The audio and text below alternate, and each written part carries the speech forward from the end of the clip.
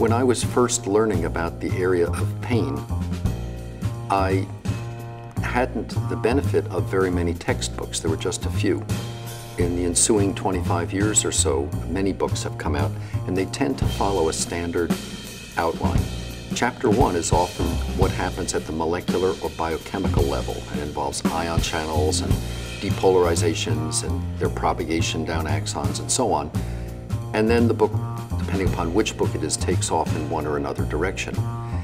I've also been a pain educator myself for well over a decade in a formally established program within the Department of Public Health.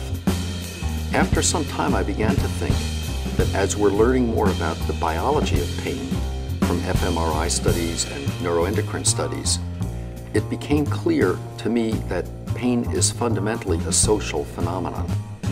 And these ion channels, peptide neurotransmitters, non-peptide neurotransmitters, receptors, mediators, and so on, are just elements that have evolved through evolution in order to carry out the larger scale social process more efficiently.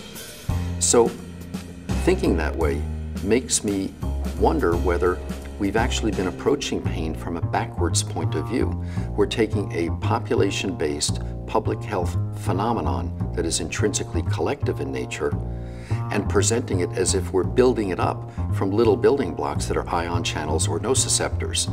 But I think the point is that we can't ever really get to important issues like disability, bereavement, isolation, stigmatization in models that try to base the explanation of these issues upon molecules. It doesn't work that way. So rather than viewing pain as a bottom-up phenomenon, which I view as the standard approach, I think we should be fixing what is an upside-down concept and start from the top down.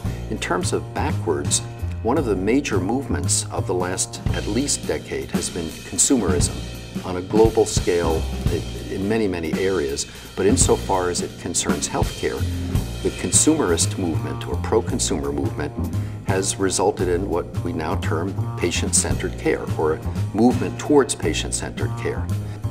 There is a huge literature expressing the distress of pain and the side effects of pain and the consequences of pain from people who are artists, who are consumers, who provide testimony at hearings such as the Institute of Medicine hearing.